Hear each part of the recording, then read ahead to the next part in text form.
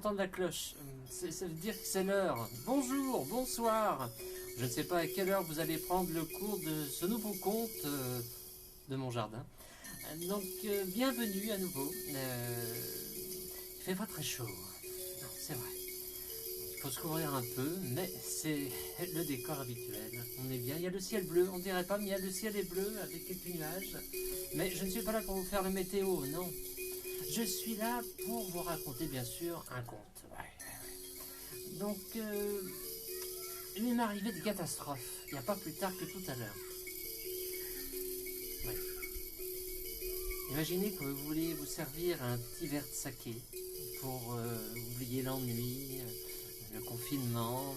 Et puis le vent terrasse tout le verre avec la nappe du jardin qui s'envole. On se dit catastrophe, on n'a pas de chance, pas de chance. Et là, ça m'a rappelé une histoire.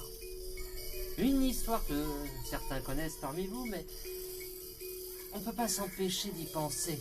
Quand on se dit qu'on est retranché au dernier confinement de sa vie, comme ça, resté pendant des jours et des jours, on se dit on n'a vraiment pas de chance. Mais il y en avait un qui avait encore moins de chance que nous. Donc c'est quand même, non, on est là. Tranquille, on n'a même pas de bombe sur la tête, tout va bien. Bon, je pars, j'arrête. C'était quand il y avait un temps avant le temps. Un temps où tout était possible. Un temps où les bêtes parlaient aux hommes. Vous allez voir, c'est important.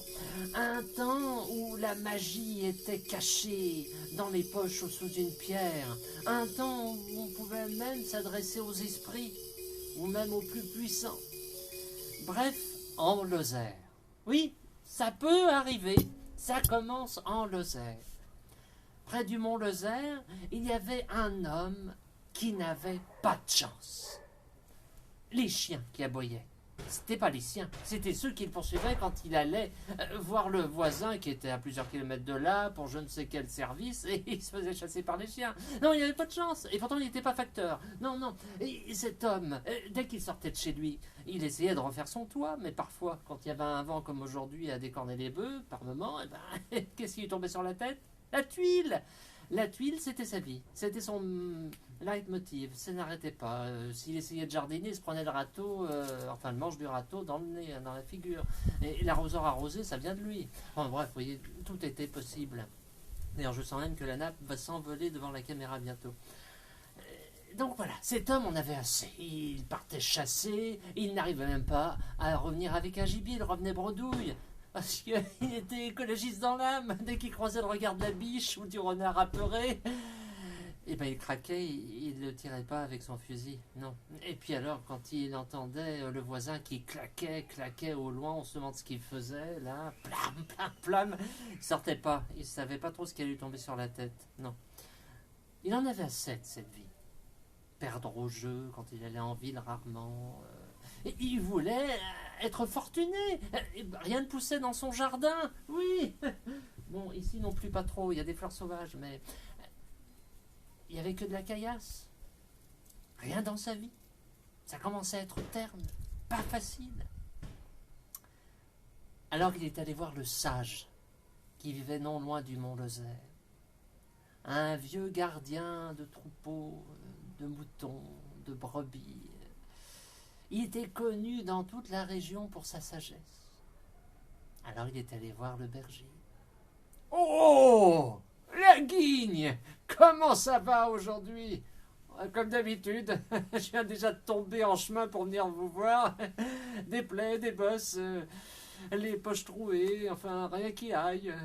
Et encore, j'ai un peu la santé, mais je touche du bois. Ah ouais, bon, allez. » Ils ont parlé, et de fil en aiguille, notre malheureux, malchanceux commence à dire « Et sage, est-ce que vous pourriez m'aider? » « À quoi? » « Avoir un autre nom que la guigne. J'aimerais avoir de la chance. Comment est-ce que je peux trouver la chance sur mon chemin? » « Oh! Tu veux savoir où est ta chance? Il n'y a que Dieu qui puisse te dire ça. » « Dieu? Oui. Et on peut lui parler à Dieu? Oh, oh, oh, oui. Il est dans la montagne, derrière la forêt et la colline. Là, tu verras. Bon, dès que tu entres dans la montagne, il y a une caverne. Et au fond de la caverne, tu verras, il y a une pièce spéciale.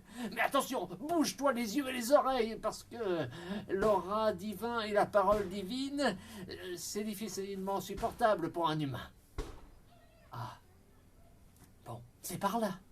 Oui, par là, après la forêt, la colline, il y a la montagne et la grotte. Allez, va la guigne. Et que les étoiles soient avec toi sur le chemin. Va. Et notre homme est parti chercher sa chance. Ah, il se sentait déjà en veine. Déjà, il avait trouvé le chemin, il s'était pas perdu. Il y avait la forêt droit devant lui.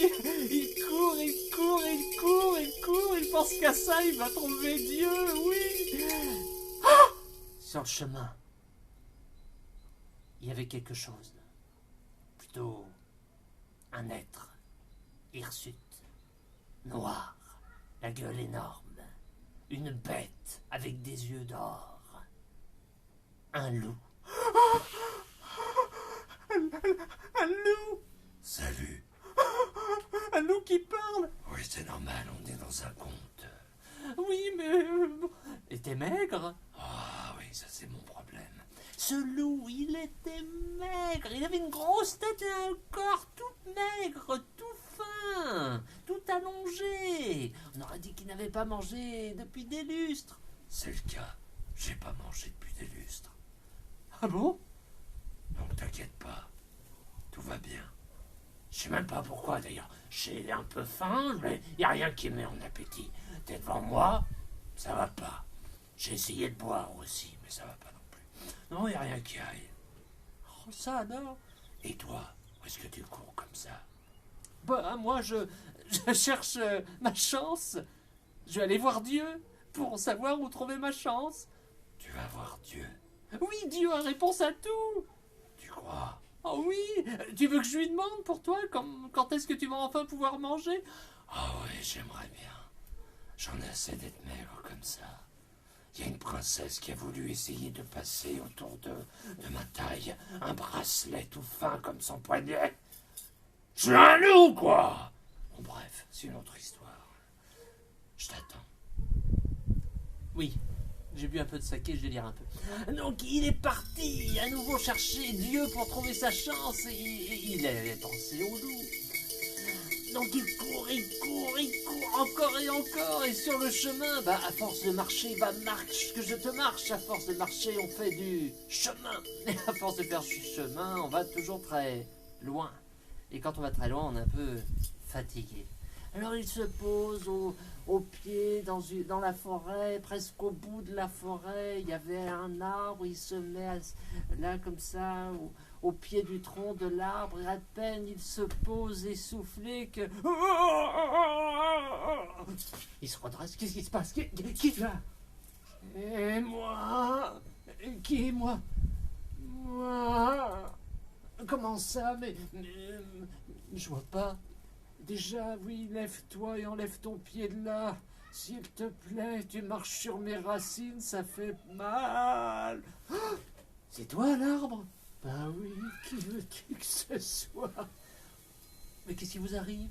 Oh, je suis malade. Complètement malade. Regarde tous mes frères à côté, c'est le printemps, ils sont en fleurs, ils vont bien, ils se moquent de moi. Moi, je ne sais pas, j'ai presque plus de sève, je me sens vraiment si faible, j'ai plus qu'une seule feuille là-haut et...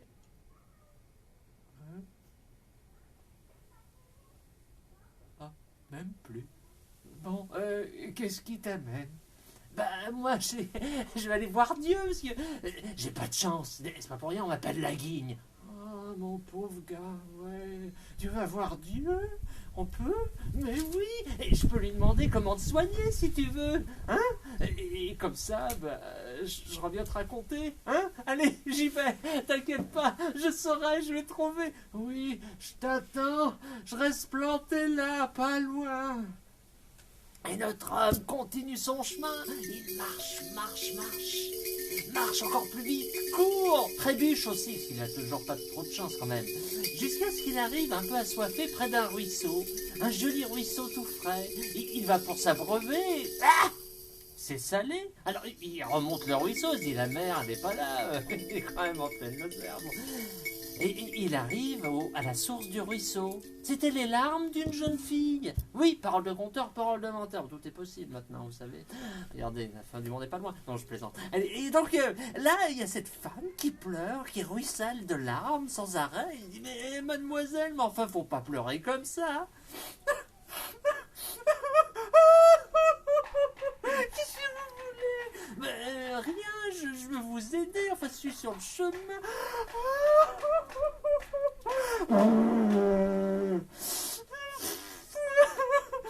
Mais enfin, mais arrêtez de pleurer. Je peux pas. Je suis là comme ça, je peux pas. Mais enfin, mademoiselle, qu'est-ce qui vous arrive? Je sais pas. Un matin, j'étais chez moi, là, à la maison, là, vous voyez derrière, je faisais le petit déjeuner, comme toujours. Et là, je sais pas, je vois mon assiette, les fourchettes, la petite place où je suis toute seule, tout le temps. Je regarde la fenêtre. Je sais pas, j'ai eu le blues. Je pense que ça s'appelle le blues. Je sais pas, j'étais pas bien du tout. Là, je le sentais, alors je suis sortie. Et puis là, je me suis posée devant la maison sur mon petit banc, toute seule. Et puis, je sais pas, je regardais la nature, tout allait bien. Et puis il faisait beau pourtant. Et puis, je me s'arrête pas. Je peux pas arrêter. Arrêtez, vous êtes toutes mouillées là. Voilà, calmez-vous. Vous êtes toutes trempées à force. Enfin, vous avez vu ce que vous avez créé. Bon, et vous faites quoi? Bah, moi, je vais chercher ma chance. La chance? Oui, je vais voir Dieu pour ça. Il va me dire, on l'a trouvé. On peut voir Dieu, vraiment. Oui, si vous voulez, je lui parlerai de votre problème. Comme ça, je vais lui demander comment on peut réparer, puis sécher vos larmes, d'accord? Je vais aller le voir. Hein, vous bougez pas? Non, je crois que oh, ne partez pas. Et il a continué son chemin. Oh là là, il pensait au loup, il pensait à l'arbre, il pensait à la demoiselle. Il disait, voilà, j'en ai des choses à retenir, à demander à Dieu. Et en trébuchant, tout d'un coup, après la colline, il a débarroulé comme ça. Boum, boum, boum, boum, boum. Qu'est-ce qu'il voit devant lui? Oh, la montagne. Oh, et dans la montagne, la grotte. Oh, il approche, il entre dans la grotte. Et, bon, quelques stalactites. Quelques stalagmites, donc il tombe, trébuche, fait encore des bleus, s'écorche de partout. Il a failli s'éborgner aussi, s'il voyait rien, il n'avait pas pensé à prendre même pas une allumette, enfin bon, bref. Et tout d'un coup, oh, une lumière au loin.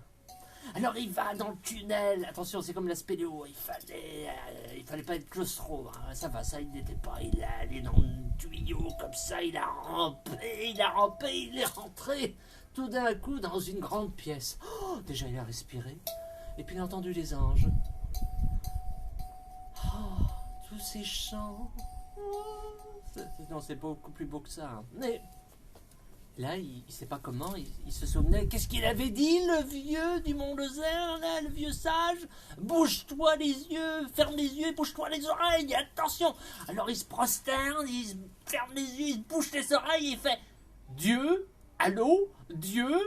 Et il arrive à entendre quand même malgré tout. Oui, c'est pourquoi. Ah, oui, ben voilà, Vous êtes là? Dieu? Oui, je suis là. Désolé, il y a des problèmes de liaison en ce moment. Hein. C'est pas facile. Hein. J'étais dans un tunnel de galaxie. Bon, c'est pas grave. Un trou noir qui passait par là. Bon, alors, je vous écoute. Ah, oui, voilà, j'ai plein de questions à vous poser. Oui, je sais, n'y allons pas par quatre chemins. Je suis Dieu, je suis omniprésent. Omniprésent, mais aussi omnu, si vous voulez. Je n'ai particulier aujourd'hui beaucoup. C'est la première fois que j'ai une visite depuis très longtemps. Vous faites quoi? Je fume des Havanes, tout va bien. Non, c'est pas vrai, je délire complètement aujourd'hui. Mais parole de conteur, parole de menteur, tout est possible. Il faut bien qu'il y ait des nuages autour de Dieu. Et Dieu, donc, s'adresse à notre homme. Il lui dit, tu as pas des questions d'abord? Ah oui, c'est vrai, je suis venu aussi pour rendre service. Alors oui, j'ai rencontré une demoiselle, elle pleure, un ruisseau, mais alors de larmes salées, c'est impossible, c'est pas très écolo quand même. Bon, qu'est-ce qu'on peut faire? Eh bien, il faut lui dire qu'elle va arrêter de pleurer quand elle invitera un homme à la maison, qui partagera sa vie, ses repas, son foyer, qu'il aimera. Ah, c'est bête comme chou. D'accord, bien, bien. Et j'ai rencontré aussi un arbre. Et je lui ai marché dessus. Il a crié, le pauvre. Il n'est pas bien du tout. Il est malade. Qu'est-ce qu'on peut faire? Ah, c'est simple, simple, simple. Il y avait des l'écho de temps en temps. Cet arbre, il y a un trésor. Il faut juste creuser entre ses racines pour déterrer le trésor. Et il sera à nouveau en pleine santé. Oh, ça alors, c'est bien. Et alors j'ai rencontré un loup. Et le loup, il a faim, il est affamé. Mais alors, il est maigre. Il trouve pas de quoi se mettre sous la dent. Il n'y a rien qui le met en appétit. Qu'est-ce qu'on peut faire? Eh bien, dites-lui de se forcer un peu dès qu'il aura trouvé le plus imbécile des imbéciles. Et il va retrouver l'appétit. Croyez-moi. Bien, bien. Et moi alors? Ma chance, elle est où? Eh bien, réfléchis. Maintenant que tu as toutes ces réponses, elle t'attend. Va. Tu n'as qu'à aller la chercher. Oh, il est sorti direct. Il s'est pas fait mal une seule fois. Oui, pas une seule. Déjà, il se sentait en veine comme jamais. Il a descendu. Donc, il a quitté la montagne, repassé par la colline. Et une fois descendu, il est arrivé vers la demoiselle, qui pleurait toujours. Hé, mademoiselle, j'ai la réponse. Oui, c'est quoi? Voilà, il faut inviter un homme à la maison, partager des beaux moments avec lui, un repas lui préparer, l'aimer, quoi. Vous dites, inviter quelqu'un, un homme? Et une fois que ses yeux s'assèchent, elle fait le focus comme ça et elle regarde ce grand dégingandé, oui, il était un peu grand dégingandé comme ça. Finalement, c'était un bonhomme pas si mal que ça de sa personne, hein, un peu enfiévré par moments, hein, à vouloir courir comme ça après sa chance, mais il n'était pas... Vous voulez pas entrer? Hein? Je peux faire un bon repas, je peux repriser vos chaussettes aussi, je suis sûre qu'elles ont besoin d'être reprisées. J'ai un bon petit pot de feu pour vous aujourd'hui si vous voulez. N'hésitez pas. Venez. Oh non, non, j'ai pas le temps, mademoiselle, j'ai pas le temps. Il y a ma chance qui m'attend. Allez, bon courage. Au revoir. Au revoir, mais... Oh non, partez pas, ça recommence. Il court après sa chance, il court, il arrive près de l'arbre dans la forêt. Oh, te voilà. Alors, qu'est-ce que t'as dit, Dieu? Tu l'as rencontré? Oh oui, c'est bête comme chou. Il suffit de déterrer le trésor qui entrave vos racines et le tour sera joué. Vous allez aller mieux. Bon, allez, moi je dois vous laisser. J'ai ma chance qui m'attend. Attends, mais pourquoi tu pars comme ça? Non, attends, mais tu peux être riche. Attends, Oh, il est parti. Il court encore et encore. Il cherche sa chance et finit par traverser la forêt et de nouveau rencontrer le loup qui l'attendait.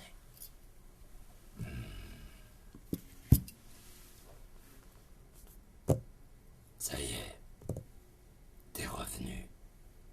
Alors? Oh, si vous saviez, c'est que j'en ai rencontré du monde. J'ai vu Dieu, hein. Il m'a dit que ma chance m'attendait. D'accord, mais explique-toi. Bah, c'est que j'ai rencontré une demoiselle, un arbre, l'arbre il était malade, la demoiselle elle arrêtait pas de pleurer, et Dieu il m'a expliqué tout pour eux et pour vous aussi, le loup. Ah oui, raconte-moi. Déjà, le loup il se sentait d'humeur légère, tout d'un coup, il y avait une odeur qui titillait son museau, il y avait presque un début de faim. Raconte, qu'est-ce qui s'est passé? Bah voilà, j'ai aidé la demoiselle en fait.